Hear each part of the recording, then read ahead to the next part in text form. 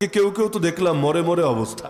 ওই কলকাতার হসপিটালে একজন ইতিমধ্যে জীবন সংকটাপন্ন হয়েছে, নাম বলার দরকার নেই, ওনার নাম বলা লাগে না, একটা পাখির নাম বললে সবাই চেনে, কালো রঙের একটা পাখি, ওইটা বললে সকলে চেনে। তো যাই হোক, ইঙ্গিত দেওয়ার দরকার নেই। আমি তো চিন্তা করছি লোকগুলো যদি এভাবে মরেই যায়, আর এক দেশে যদি এভাবে মরেই যায়, তাহলে ওদের বিচারও দেখার তৌফিক হবে না, আর কোনোদিন সরিটাও বলে যেতে পারবে না। আর বান্দা যদি মাফ না করে, আল্লাহ তো কোনোদিন মাফ করবে না।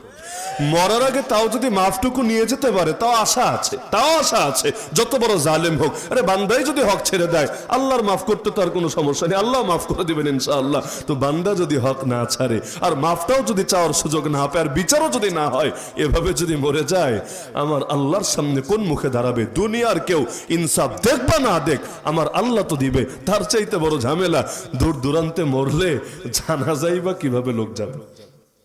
দুঃখের ব্যাপার না? জানাজায় যদি লোক না যায়, পরে তো এটা লজ্জার বিষয় হবে। আরে অমুকের জানাজায় এত মানুষ, আর তার জানাজায় মশামাছিও গেল না, এমনকি যদি চিতায় জ্বালায় দেয়, তাইলে তো আর কথাই নাই, তাহলে তো সারা জীবনের জন্য। এর চাইতে বড় লজ্জার বিষয় কিছু হবে না। আল্লাহ হেফাজত করুন, আল্লাহ মাফ করুন আমাদেরকে। তাহলে পয়সা থাকতো, যদি পয়সা থাকতো, দেখতেন বিজ্ঞানের এমন এমন উন্নত কারিশমা হয়তো দেখাতে শুরু করতো, সারা দুনিয়া অবাক হয়ে থাকতো। তো পয়সা না থাকলে কি করা যায়? মাহফিল করা যায় পয়সা না থাকলে, মসজিদ করা যায় পয়সা না থাকলে, মাদ্রাসা চালানো যায় পয়সা না থাকলে, কিছুই তো হয় না পয়সা না থাকলে। এমনকি আমি তো মনে করি বাংলাদেশের মুক্তিযোদ্ধারাও চরম বঞ্চিত তাদের খেদমতে পয়সা বিনিয়োগের ঘাটতির কারণে। যারা ধান্দা করেছে এরা হয়তো এগিয়েছে, যারা ধান্দা করে নাই, সবাই তো আর ধান্দা করে বেড়াবে না।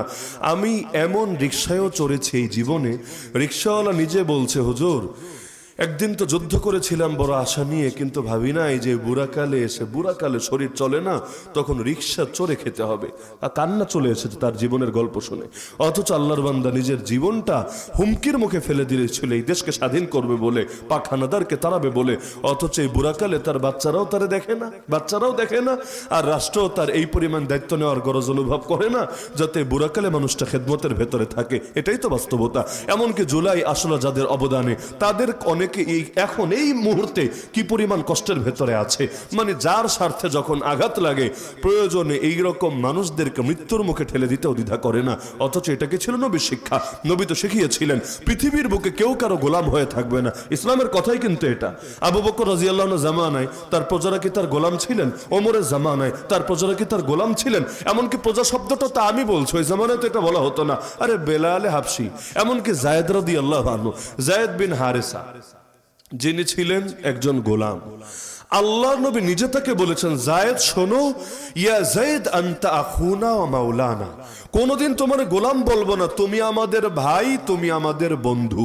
একজন গোলামরা নবী কিভাবে ডাকছেন, হে যায়েদ তুমি আমাদের ভাই, তুমি আমাদের বন্ধু। এক বেলাল হাবশি, হাটে ঘাটে মাঠে যারা বিক্রি করে বেড়ানো হতো, ওমর নিজে পর্যন্ত, যখন খলিফা ওমর, বাদশাহ ওমর, ওই সময় পর্যন্ত বেলালকে দেখলে, বেলাল তার মজলিসে আসলে নিজে দাঁড়িয়ে চেয়ার ছেড়ে দিয়ে নবীর এই মুয়াজ্জিনকে চেয়ারে বসার জন্য রিকোয়েস্ট করত। তাহলে ইসলাম এক একজন গোলামকে পর্যন্ত কি হারে সম্মান দিয়েছে। এমনকি ইসলামের ইতিহাস দেখলে দেখবেন বহুত বাদশাহ ছিল এমন, যারা অতীতে গোলাম ছিল,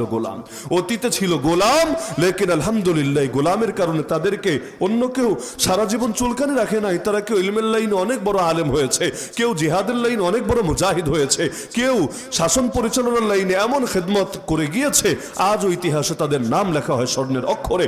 এমনকি মসজিদের মধ্যে বা আল্লাহর ঘরের মধ্যে বা হজ এবং তওয়াফ, এগুলোর মধ্যে তো কোনো ভেদাভেদ রাখার সুযোগই নাই, হারাম করে দিয়েছে ইসলাম।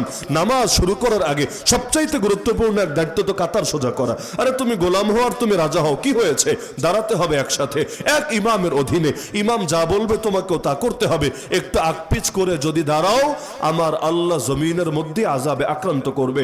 আইন জंग में जब आ गया वक्त नमाज, एक ही सफ में खड़े हो गए महमूद आयाज। কিন্তু দুঃখের বিষয়, দেশ তো স্বাধীন হয়েছে অনেকবার, 47-এ একবার, 71-এ একবার, এমনকি 2024-এর এটাকে যদি কেউ স্বাধীনতা বলে, যদিও শব্দের মারপ্যাচে বহুত কিছু আছে, এটা ওই অর্থে স্বাধীনতা তো না, ওই অর্থে না, কিন্তু এক ধরনের মুক্তি তো বটে আলহামদুলিল্লাহ। তো এখন এটাও যদি বিবেচনা করা হয়, বাস্তবতা এখনো পর্যন্ত সেই ব্রিটিশ চলে গেছে কবে, ব্রিটিশের বহু আইন কানুন আদর্শ বিধান এখনো পর্যন্ত এই জাতির মাথায় চাপিয়ে রাখা হয়েছে নাকি হয়নি? তো লা ইলাহা ইল্লাল্লাহ শিক্ষা দিল স্বাধীনতা শিক্ষা, অথচ এখনো পর্যন্ত মাথার উপর চেপে আছে গোলামি শিক্ষা। এখনো পর্যন্ত আমাদের সংবিধান থেকে শুরু করে, আইন কানুন থেকে শুরু করে, কোর্ট কাচারি থেকে শুরু করে, পুলিশের ট্রেনিং থেকে শুরু করে বহু জায়গায় আপনি ব্রিটিশের ছাপ একদম অক্ষরে অক্ষরে দেখতে পারবেন। তাহলে একটা দেশকে স্বাধীন করা হয়েছে ওদের বস্তা পচা নীতিকে আগলে রাখার জন্য। এমনকি বাংলাদেশে যে সিস্টেমের গণতন্ত্র চলে এটাও কিন্তু আমেরিকার থেকে আসা না, ফ্রান্স থেকে আসা না, এটাও কিন্তু হুবহু ব্রিটিশ থেকে কপি পেস্ট করা। আপনি দেখবেন আমেরিকার সিস্টেম আলাদা, ব্রিটেনের সিস্টেম আলাদা। আমেরিকায় চলে প্রেসিডেন্সিয়াল ডেমোক্রেসি, প্রেসিডেন্টের হাতে ক্ষমতা, দেখেন না এই যে